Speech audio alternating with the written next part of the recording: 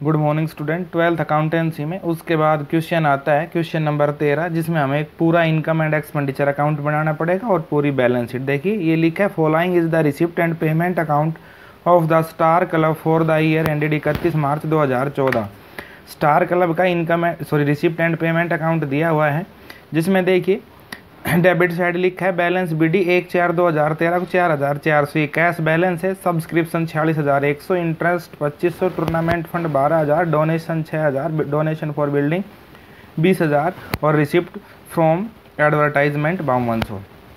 तो इसमें देखिए बाई सैलरी इस credit side salary 18,200, rent 15,000, printing and stationery 7,300, by expense on charity 16,100, charity show पर जो खर्च किए गए वो थे 16,100। टूर्नामेंट एक्सपेंसी इस साइड टूर्नामेंट फंड दिया गया था। अगर टूर्नामेंट फंड दिया हो तो टूर्नामेंट एक्सपेंसी बैलेंस शीट में टूर्नामेंट फंड में से घटाए जाते हैं। अगर ये टूर्नामेंट फंड नहीं दिया हुआ होता तो हम इन टूर्नामेंट एक्सपेंसी को इनकम एंड एक्सपेंडिचर अकाउंट में लिखते। उसके बाद है बाई इन्वेस्टमेंट परचेज, इन्वेस्टमेंट खरीदी, बाई फर्नीचर 6,000, फर्नीचर खरीदा 6,000 और बाई बैलेंस कैरिड डाउन 16,100। ये अंत में कैश बैलेंस दे रखा है। हमने थ्योरेटिकल पोर्शन में बताया था कैश बैलेंस बैलेंस शीट में लिखा जाता है, ना कि इनकम एंड एक्सपेंडिचर अकाउंट में। उसके बाद कुछ एडिशनल इन्फॉर्मेशन दी गई है। Subscription outstanding on 31 March 2013 were 4500 and on 31 March 2014 वर 6,000। जो सब्सक्रिप्शन है 2013 का आउटस्टैंडिंग 4500 और 2014 का 6,000। Rent outstanding at the beginning of the year 1,000 and the end of the year was 1,500। जो रेंट है वो भी आउटस्टैंडिंग है, साल के शुरू में 1,000 और साल के अंत में 1,500। फर्नीचर वाज परचेज ऑन 1 जुलाई 2013। जो नया ये फर्नीचर खरीदा ये 1 जुलाई 2013 को खरीदा है, यानी कि 1 जुलाई 2013 को खरीदा और 31 मार्च 2014 को साल खत्म हुई। इस पर 9 महीने का डेप्रिसिएशन लगेगा जो नया फर्नीचर खरीदा है इस पर।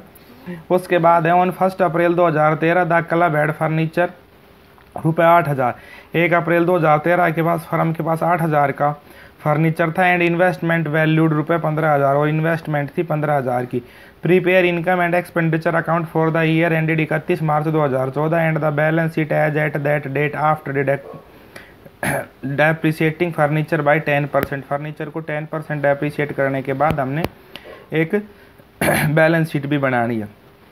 तो इनकम एंड एक्सपेंडिचर अकाउंट बनाना है और बैलेंस शीट। लेकिन जब बैलेंस शीट तब बनेगी तब हमें कैपिटल फंड में जो इनकम एंड एक्सपेंडिचर का सरप्लस आएगा वो जोड़ेंगे। तो सबसे पहले हमें ओपनिंग बैलेंस शीट बनानी पड़ेगी, यानी कि 31/3/2013 को। 31/3/2013 का या 1 अप्रैल 2013 एक ही बस रात का फर्क होता है, यानी कि 31 मार्च 2013 या 1 अप्रैल 2013 एक ही दिन का फर्क है। 31 मार्च 2013 को बैलेंस शीट बनाएंगे, उसमें हमें पता है बैलेंस शीट में फर्नीचर कितना है 8,000, इन्वेस्टमेंट कितनी है 15,000, एक सब्सक्रिप्शन आउटस्टैंडिंग लिखेंगे 2013 का कितना है 1,500, लाइबिलिटी साइड रेंट आउटस्टैंडिंग लिखेंगे कितना है 1,000 और एक ये जो कैश बैलेंस है ये। तो ये हमने एक बैलेंस शीट बनाई। देखिए बैलेंस शीट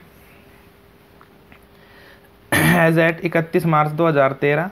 इस साइड सबसे पहले लिखा आउटस्टैंडिंग सब्सक्रिप्शन जो 2013 का दे रखा था 4500, कैश इन हैंड जो ऊपर इनकम एंड एक्सपेंडिचर अकाउंट में दे रखा था 4400, फर्नीचर 8,000 का बैलेंस बताया गया था, इन्वेस्टमेंट 15,000 की बताई गई थी। रेंट आउटस्टैंडिंग भी बुक की एडिशनल इन्फॉर्मेशन में था, अभी क्वेश्चन पड़ा था। रेंट आउटस्टैंडिंग यहाँ लिखा था कि पिछले साल का कितना है 1,000, वो हमने यहाँ लिख दिया 1,000। ये चीज़ें थी, दोनों साइड का टोटल करेंगे, असेट साइड का ज़्यादा है लाइबिलिटी साइड का कम है।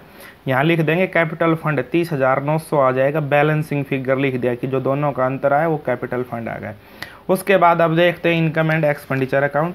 इनकम एंड एक्सपेंडिचर अकाउंट अच्छा सा परफॉर्म बनाएंगे। एक्सपेंडिचर इनकम लिखेंगे, डेबिट क्रेडिट अमाउंट सबसे पहले लिखेंगे टू सैलरी एक्सपेंसी साइड, यानी कि इसमें जो पेमेंट साइड थी टू सैलरी 18,200 लिख दी। रेंट यहाँ लिखा है 15,000, हमने लिखा टू रेंट 15,000 लेस आउटस्टैंडिंग 31/3/2013, पिछली साल का आउटस्टैंडिंग घटा दिया बचे 14,000। ऐड आउटस्टैंडिंग 31/3/2014 और 31/3/2014 का करंट ईयर का आउटस्टैंडिंग जोड़ दिया 1,500, यहाँ आ जाएगा 15,500। उसके बाद to printing and stationery HT 7,300 उठा के लिख दी। एक्सपेंसी ऑन चैरिटी 16,100 लिख दी। टूर्नामेंट एक्सपेंसी जो इसमें दे रखे हैं वो आएंगे नहीं, क्यों नहीं आएंगे, क्योंकि वो टूर्नामेंट फंड दिया है, बैलेंस शीट में लिखे जाएंगे। उसके बाद आ जाता है depreciation on furniture. Depreciation on furniture कैसे आएगा, ये वर्किंग नोट में किया जाएगा। जो 8,000 का फर्नीचर था जो पहले से बैलेंस दे रखा है उस पर 10% डेप्रिसिएशन निकालेंगे, 800 आ जाएगा। उसके बाद जो नया 6,000 का खरीदा उस पर 10% निकालेंगे डेप्रिसिएशन, और वो अभी 9 महीने का, क्योंकि वो हमने 9 महीने यूज किया, 1 जुलाई को खर्च किया था इसलिए खरीदा था। ये आ जाएगा 450, दोनों का जोड़ 1250।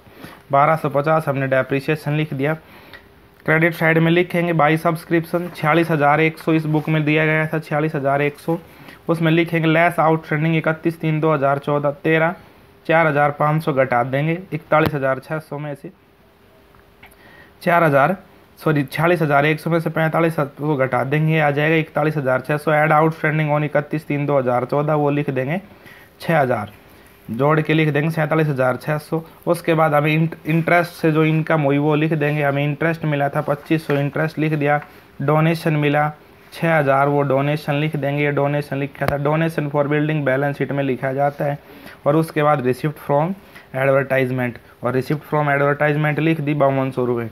इसकी इनकम साइड का टोटल ज़्यादा, इनकम साइड का टोटल आई कि 61,300। फिर हम देखेंगे कि इसके एक्सपेंडिचर यानी कि डेबिट साइड का जोड़ कितना है। इससे ऊपर अगर हम डेबिट साइड का देखेंगे जोड़, तो जो भी आएगा उसमें से उसे 61,300 से घटाएंगे। 61,300 से घटाएंगे तो हमारे पास 2950 रुपये बचेंगे, वो लिख देंगे टू सरप्लस। उसके बाद ब्रैकेट शुरू करके excess of income over expenditure की आय की व्यय पर अधिकता है 2950, ये आ जाएगा सरप्लस। अब साल के अंत में बैलेंस शीट बनानी थी।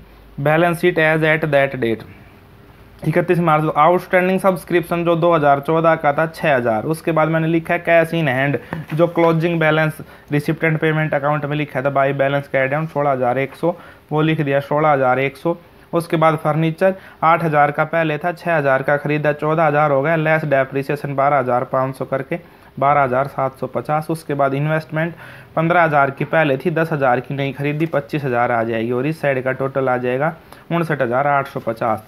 लाइबिलिटी साइड देखेंगे, रेंट आउटस्टैंडिंग करंट ईयर का 1,500 लिख देंगे। टूर्नामेंट फंड जो इनकम एंड एक्सपेंडिचर अकाउंट में दे रखे थे हमें 12,000 रुपये के, और टूर्नामेंट एक्सपेंस थी 7,500, यहाँ लिखेंगे tournament fund 12,000 less tournament expense 7,500, यहाँ आ जाएगा 4500।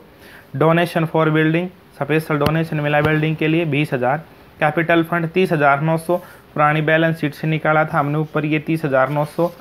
और ऐड सरप्लस जो हमें surplus income and expenditure account मिला 2950, ये जोड़ेंगे 33,850 आ जाएगा। सभी का टोटल करेंगे 59,850, दोनों साइड का बैलेंस शीट का टोटल हो जाएगा। यही क्वेश्चन था।